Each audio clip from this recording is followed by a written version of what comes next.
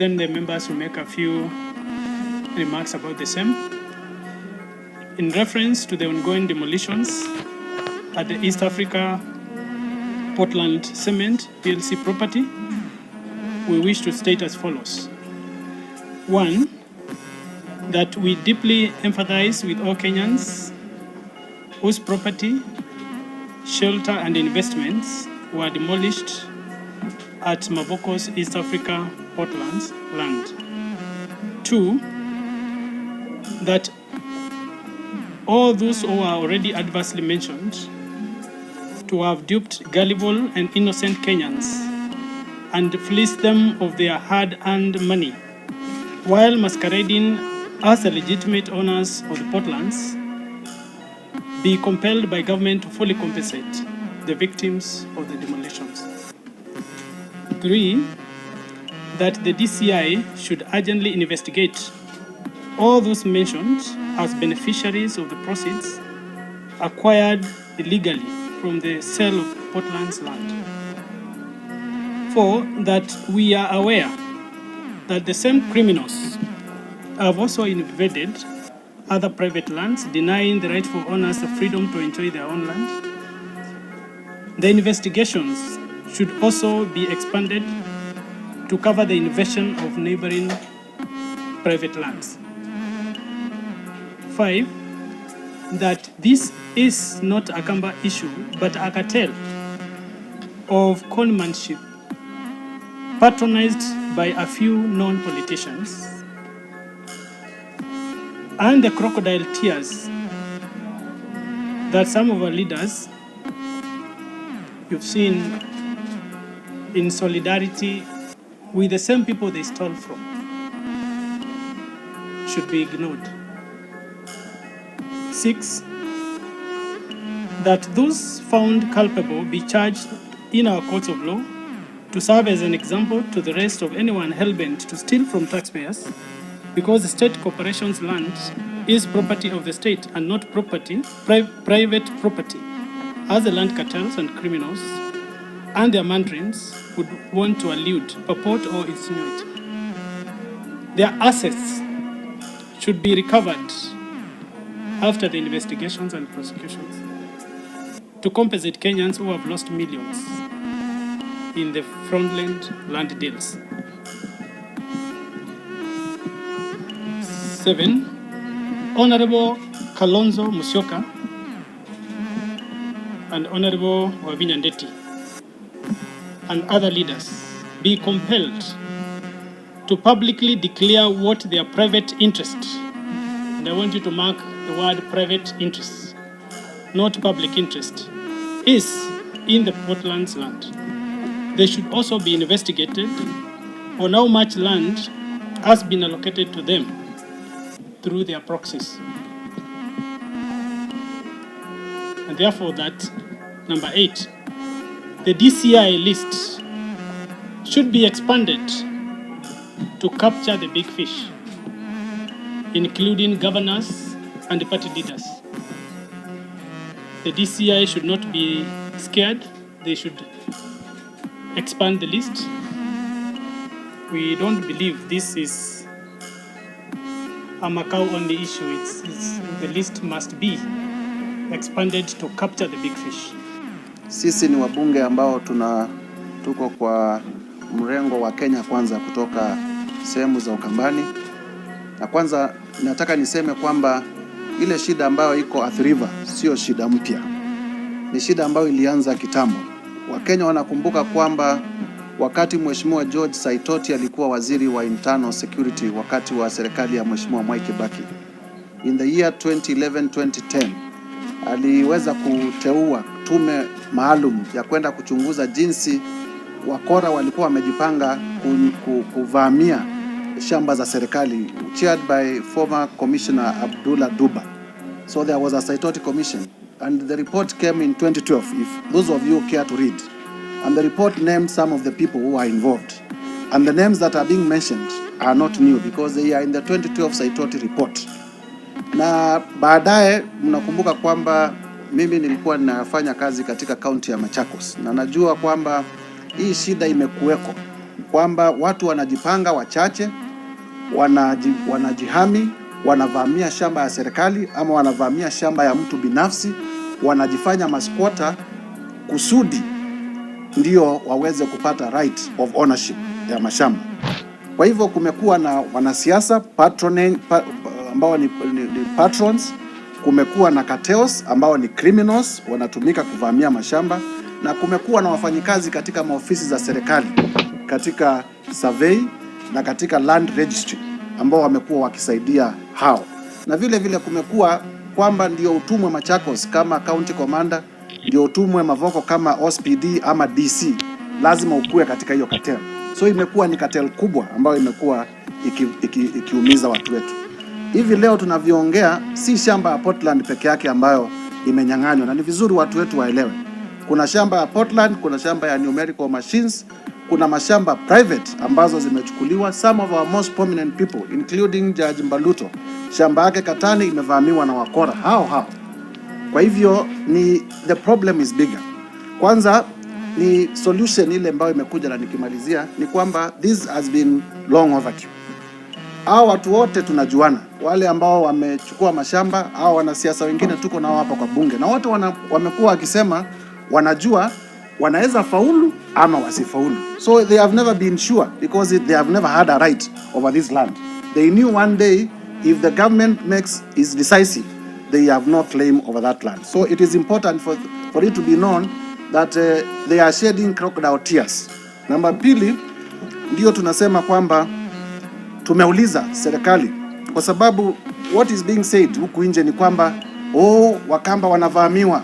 Hii ni shamba ya Wakamba wamekuwa hapa. The Kamba people, we have about 5.5 million. Wale watu ambao wako Mavoko ni about 1,500 people, and not all of them are Kamba. That is important for people to know kwamba wale watu tumeona wengine Kongo village, kwani Kongo ni Makueni. Watu wa Kongo wanasema Kongo village, wametolewa Kongo, wamekuja wamepewa mashamba hapo, alafu tunaambiwa ni Wakamba wamenyang'anywa shamba. Kwani Kongo village yao ni watu wa Makueni ama ni watu wa Kitui? Tumesikia huyu tumeona hule. So ni Wakenya wamekuwa pale wengi, yani wamenyang'anywa pesa na wanajua ni nani alikunyang'anya pesa. Pili, umeuziwa shamba, umejenga hoteli. Shamba umeuziwa eka 10 na umesema umelipa 500,000. Shamba iko Mavoko 500,000. Ni wapi shamba ya 10 acres inaweza kuwa 500,000? Kumaanisha hata wewe ukinunua ulijua unanunua fake. Tatu, hakuna shamba inapeanwa na mtu binafsi. Shamba inapeanwa na serikali. Kama umekuja umepata mtu binafsi amekwambia na kupatia shamba ndio ujenge. Sasa si serikali ya county, si National Land Commission, sio Ministry ya Lands, nani binafsi anaweza kupeana shamba? Kwa hivyo tuache ubunuasi. Tuuliza watu wetu wa Wiper, tuache ubunuasi, tuache kuinsight ati ni jambo la Wakamba. Si jambo la Wakamba. Ndugu yangu akiiba, si mimi nimeiba. Ni wachache, wawili, watatu wameiba na tunawajua. Kama umekuwa ukiletewa pesa ya kufanya kampeni kutoka kwa mashamba ya Portland, ndugu yangu, declare your interest. Useme hawa wamekuwa wakiuza hizi mashamba, wananiletea pesa kufanya kampeni. Mimi naitwa fulani kutoka Sikuru, na nimekuwa nikiletewa hiyo pesa kufanya kampeni. Let us just be open. Na si jambo imefanyika Ukambani peke yake. Hivi tunavyoongea Kericho, kuna wale ambao walikuwa wamevamia mashamba ya tea factories, wametolewa kwa hizo mashamba. Wale ambao wamekuwa wamevamia mashamba ya Mau wametolewa. So it is not an Ukambani only problem. We want to say that lazima we must correct the wrongs of the past. Now what we have been told is that hii shamba it will be put into public use. Kutajengwa mafactory, kutajengwa manyumba, and our only request is that His Excellency the President prioritizes the local community. Wakati kazi zikitengenezwa 60% zipewe watu wetu wa Kamba ndio tuweze kusonga mbele. Asanteni sana, and the media, please tell the story as it is. Stop sugarcoating. Stop working with cartels and criminals. These people are criminals. And you cannot tell the story of the criminal and you don't tell the story that is in public interest. Thank you very much. They looked at the natural resources in Ukambani. They looked at some of the things in Ukambani which can help them fund their party. And they landed on this land. The land in the river, the land in Mavoko. Even at some point, the land in Ketengela in Kajiado, but they were not given that opportunity. So they formed a cartel of some leaders and also some goons of the Kamba community background, as in Kambas. And they decided they are going to make money out of this land. So they went ahead, hired goons, apportioned themselves this land through protection by these goons and also seeking protection from government offices by corruption. Then they went ahead now to sell the land to unsuspecting, gullible Kenyans. I don't know whether you are getting me. Some people have come together, have decided to look for money, and they have seen there's some land in our region which we can use to raise funds for a political party. So if we can use our political positioning and our popularity in Ukambani and look for a way of a mafia way of operation, that we make sure that we are the ones who are selling this land. So they managed to do that very well. Today, I was shocked to see the name of only one member of parliament in the list being investigated by DCI. This man, Honorable Makau, is just being used. There are big names from this popular party behind Makau. It is not as Makau as Makau, the member of parliament for Mavoko, who did it. No. But there was a larger team of political leaders. Then there was a larger team of Kamba leaders, local Kamba leaders, and some goons. So when they went on the ground, what they did is not that they sold the land to Kambas. No. If you look into the statistics of the land we are talking of, and the communities who have been mostly affected, 40% of people who are sold this Portland land are from Mount Kenya origin. Another 40% of people who are sold this land are from Kisii background. 15%, there is a 5% of Congolese. 5% of Congolese. Then there is a 5% of Kambas. Then there is 10% of leaders. Because these leaders did not leave themselves with nothing. Some have 100,000 acres, 100 acres, some have 50 acres, some have 20 acres. It's only 5% of Kamba community who have been affected by these demolitions in the Portland land. The people who have been either affected are non-Kambas. 40% is from Mount Kenya region. 40% is from Kisii region. 5% is from Congolese background, refugees. But the people who have benefited from this money, the cartel, the mafia kind of formation, which has benefited from this money, is made up of total 100% Kamba leaders from a party which is dominant in Ukambani. This money has been funding that party for the last 10 years. That is the reality. And we have to bring it out so that it can go out there and be seen. So I want to tell our people, the Kamba community, it's only very few Kambas who have their houses demolished. If we compare the number of houses of the Kamba people who have been demolished in the Portland land, is only 10%. But 40%, another 80%, actually 85%. 80% is from some Kenyans from other regions, 5% is from some Congolese. Only 10% is Kambas. So, but all the money went to some Kamba leaders. No other person who gained advantage of this. So, whom are we supposed to go after?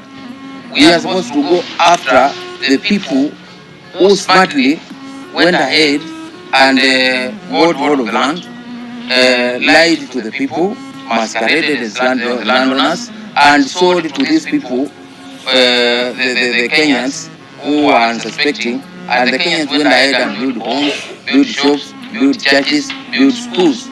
We saw schools, private schools in this area, because there has to be a school, there has to be a church, there has to be these public amenities. So people went ahead and built hospitals in this land.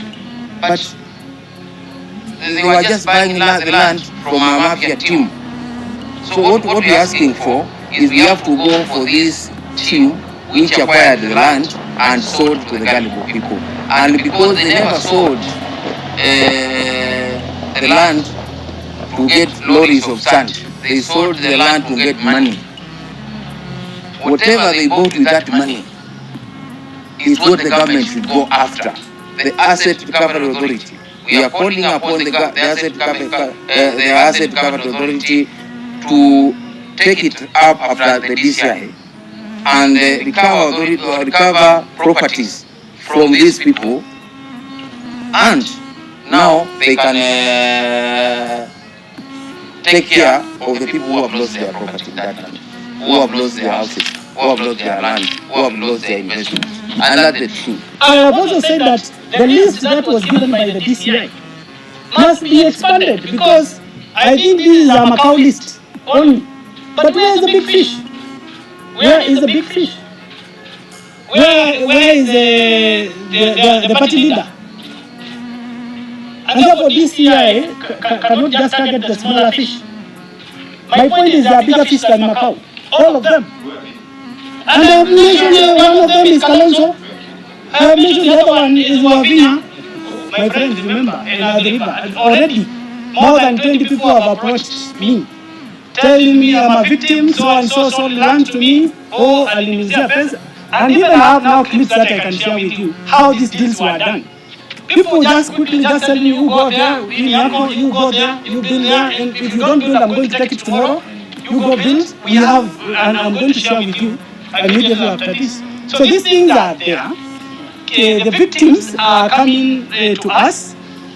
They already now know the truth. They know the people who now claiming to be helping them, they are Kikulacho Kingwani. They are the people actually who fleeced them. Anyone here who believes Kalonzo can be the next president, you obviously daydreaming. I mean, it is not worth the efforts even discussing, because these are very, very serious matters that should not be mixed with some mediocre jokes.